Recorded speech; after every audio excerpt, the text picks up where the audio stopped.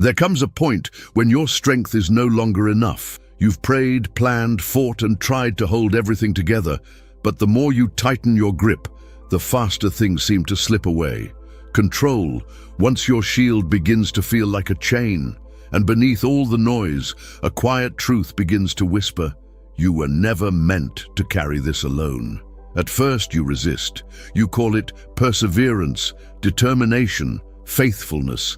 But deep down, something aches, a small voice that says, this battle isn't yours anymore. Still, you fight harder, afraid of what surrender might mean. You think surrender is giving up, admitting failure, losing what matters most. But what if surrender isn't the end of strength, but its beginning? Because when everything starts breaking, that's when the divine starts building. When your plans fall apart, it's not punishment, it's permission. Permission for something greater, something freer to take shape. And yet surrender doesn't come easily. The human heart clings to control like breath. We fear what we can't predict. We try to hold the steering wheel even as the road disappears beneath us. But here's the truth. Sometimes God allows the breaking not to destroy you, but to free you. He takes away the illusion of control so that your soul can finally breathe again. And when you finally exhale, that's where surrender begins. In that release, in that sacred letting go, you realize you were never falling apart. You were falling into grace. Resistance is heavy, heavier than grief, heavier than fear. It is the weight of trying to control what was never yours to manage. The soul grows weary under the constant pressure to fix, to hold, to know. And yet, you keep fighting because the mind whispers, if I stop, everything will collapse. But what if it's the opposite? What if the collapse is not destruction but deliverance? Every time you resist what life is trying to teach, you build walls around your own freedom. You block the flow of grace that could heal you, not because God withholds it, but because your hands are too full to receive it. Surrender begins with honesty. The courage to say, I can't do this anymore. It's not weakness, it's wisdom. It's realizing that the one who built the universe doesn't need your supervision to guide your story. It's understanding that rest is not laziness, it's trust in motion. The resistance doesn't vanish in a single prayer. It fades slowly as you begin to loosen your grip on the things that were never meant to define you. The plans, the timelines, the need to understand why. Each one falls away like dry leaves in the wind, and with every release, your soul grows lighter. And when you finally stop fighting against what is, you begin to feel what always was. Peace, not as a feeling, but as a presence. It was there all along, waiting behind the noise of your resistance. Waiting for you to surrender, not because you've lost faith, but because you found it again. The moment you stop running from surrender, you realize it's not a fall, it's a return to the hands that have been holding you since the beginning. The hardest part of surrender is trusting that someone will catch you. Your whole life, you've been taught to stand tall, to be strong, to never depend on anyone. But strength without surrender becomes armor, and armor, no matter how shiny, keeps love out. There comes a moment when you must decide whether to keep fighting alone or to fall into the arms of grace. And when you finally let go, something unexpected happens. You don't crash, you don't disappear. You are caught, not by fate, not by luck, but by the same hands that shaped stars and oceans, hands that have never failed to hold what belongs to them. God's hands do not tremble. They do not drop what they hold. Even when you pull away, even when you doubt, even when you let go of him, he never lets go of you. You are carried through storms you didn't even notice, guided through darkness you didn't understand.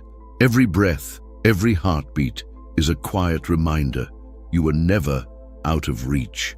Surrender doesn't mean falling into nothing. It means falling into someone. It's the safety of knowing that even when you have no strength left, the divine strength never ends. The same love that carried you through the fire will carry you through the fall.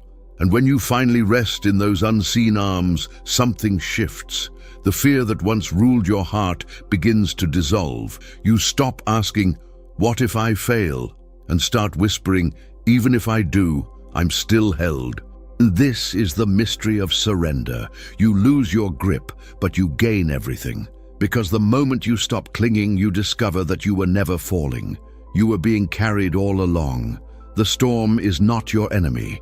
It is the classroom where faith learns how to breathe. You pray for peace, and God sends a storm, not to punish you, but to show you that real peace is not found in calm seas. It's found in the stillness that survives the waves. Surrender does not mean you will never face storms again. It means that when they come, you no longer fight the wind. You flow with it. You no longer beg for the waves to stop. You trust that even the waves obey His voice. Because surrender isn't about avoiding chaos, it's about learning to rest inside it. When the winds roar and everything feels uncertain, you may think you've lost direction. But to God, your stillness is worship. Your quiet trust is louder than any plea. He doesn't need you to fix the storm. He just needs you to stay in the boat. Because sometimes the miracle isn't that the sea goes silent, it's that you do. And when you finally stop fighting what's beyond your control, you begin to notice something you never saw before. The lightning that once frightened you reveals beauty in the dark. The thunder that shook you becomes rhythm, not threat. And in that rhythm, you begin to hear the whisper, "Peace, be still." That's when surrender becomes sacred. Not a breaking, but a becoming. You're not being tossed around by life. You're being carried. And the storm, once your enemy, becomes your teacher. Because only in the storm do you learn that the calm was never outside of you. It was inside you all along.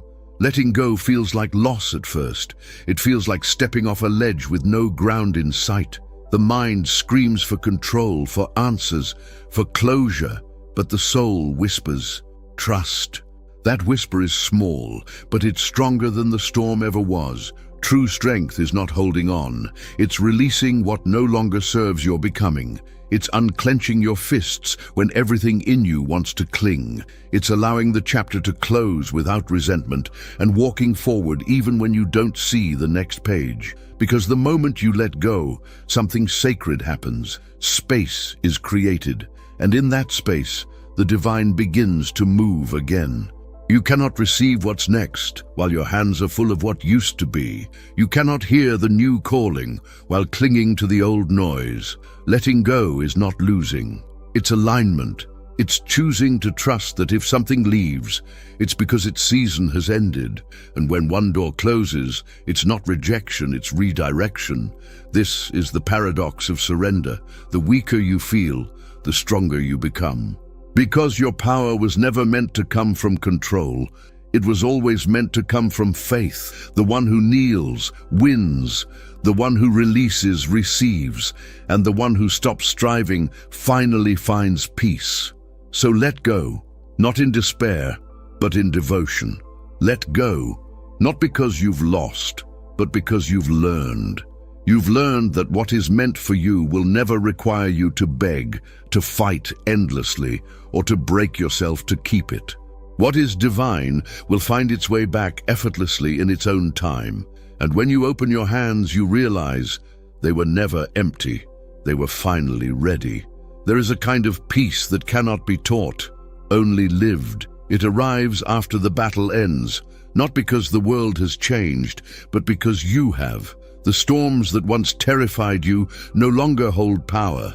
The weight you once carried no longer defines you. And in the quiet that follows surrender, you finally feel it. The peace that passes understanding. This peace doesn't need proof. It doesn't depend on everything going right. It simply is. It flows from a heart that no longer needs to control, from a soul that has learned to trust what it cannot see. The chaos still moves around you, but it no longer moves through you. You stop chasing what you already have. You stop fighting battles that aren't yours. You start noticing beauty in small, ordinary moments. The sound of wind through leaves, the rhythm of your own breath, the light spilling gently across the floor. You realize that peace was never hiding. It was waiting for you to slow down enough to hear it. The peace after struggle is different from comfort. Comfort is fragile. It depends on conditions. But peace survives in every condition. It walks with you through disappointment, through delay, through pain. Because peace is not a pause between storms. It's the calm within them. And when you find it, you'll notice something miraculous. What once felt like loss now feels like freedom. What once felt like silence now feels like song. Because peace is not the absence of struggle. It is the presence of the one who carried you through it. Trust is the quiet miracle that changes everything. It doesn't always change your circumstances, but it changes you, and that changes the way you move through the world. When you begin to trust the unseen, life stops feeling like a series of random events and starts feeling like a sacred story unfolding with purpose. Trust doesn't mean you'll always understand. It means you stop needing to. It means you believe that even the waiting is sacred, that even the silence has direction. It's the kind of faith that doesn't demand a map, only the courage to take one more step. The divine doesn't reveal everything at once because you're not meant to live in certainty. You're meant to live in connection. And trust is that connection. It's the invisible thread between your heart and heaven. When you hold on to it, the unknown stops being terrifying and starts feeling like invitation. You realize that God's timing is not a delay, it's precision. The doors that didn't open weren't rejections. They were protection. The detours weren't mistakes. They were redirections towards something better. When you trust that, anxiety begins to fade. You breathe deeper. You live slower. And for the first time, you stop asking, "Why me?" and start whispering, "Thank you." Because trust transforms. It turns fear into peace, questions into gratitude, and waiting into worship. And when you finally see how everything connects, you'll realize the divine never failed you. It was forming you. Faith is not a cage, it's a horizon. It's not about rules or perfection, it's about release. It's the freedom that comes when you stop trying to earn what was always given freely. Faith doesn't chain you to belief. It invites you into trust, even when the path ahead is invisible. When you live by faith, you stop needing to predict tomorrow. You begin to rest in the certainty that whatever happens, you won't face it alone. You stop chasing control, because faith teaches you that you don't need to know the plan to be part of it. It's not blind.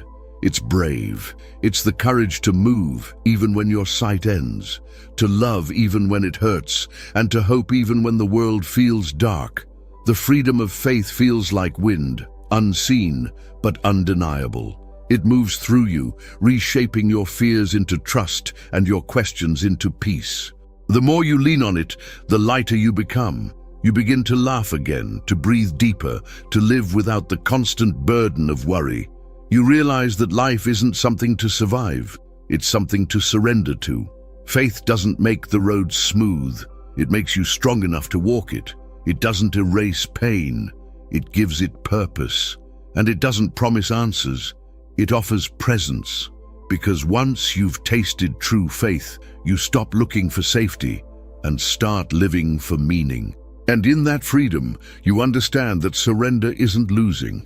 It's finally winning the battle between fear and love. You stand in the light of that revelation, and your heart whispers, "I am free." There is a moment when surrender stops feeling like defeat and starts feeling like peace. It's the moment you realize that control was never safety. It was resistance. And when you finally release it, you begin to see beauty in everything you once feared. Even endings begin to glow with quiet purpose. Surrender doesn't take from you, it gives you back to yourself. It returns your breath, your stillness, your clarity. It turns your prayers from "change this" to "use this." You no longer need to escape the moment. You begin to inhabit it fully. That is the beauty of surrender. It doesn't remove the storm. It reveals who you are within it. There is no desperation left. No grasping, no fight, only flow. Life starts to feel lighter, not because it got easier, but because you stopped dragging what wasn't meant to be carried. The divine no longer feels distant. You feel its rhythm in everything, in the way the air moves, in the way your heart beats, in the way light spills through cracks, and you realize, maybe for the first time, that surrender was never about losing power. It was about returning it to its rightful place. Because in the end, the most beautiful truth is this: you don't need to hold the world together. It already is. You don't need to understand the plan. You only need to stay open to it. So you exhale, you release, you let the current carry you where peace has been waiting all along. And in that soft release, something divine happens. You don't fall apart, you fall into grace. After surrender comes rest, not the kind that sleep gives, but the kind that peace creates. The struggle is over, the striving is gone. You no longer wake up to fight the same invisible battles. You wake up to breathe, to trust, to simply be. Because surrender has taught you that you were never meant to earn love, only to receive it. The sacred rest is not escape, it's alignment. It's living from a place where you no longer chase what's divine because you've realized it's been chasing you all along. The same light that you once begged for now moves effortlessly through you. Your prayers have changed. They've become quieter, deeper, more grateful. You no longer ask for things to go your way. You ask for the strength to walk His way. And with every breath, the noise fades. Your heart beats slower. You begin to feel eternity in every moment, not as something far away, but as something happening now. The divine no longer lives in temples or skies. It lives in your surrender, your silence, your rest. You don't need to strive to prove faith anymore. Living gently has become your prayer. You don't need to rush to the next miracle. Being here is the miracle. You've discovered the art of surrender, and it has become the rhythm of your life. So you close your eyes. The light warms your face. The waves recede, leaving only stillness. And from that stillness, a voice rises softly, not from the heavens, but from within. You can rest now. You are home.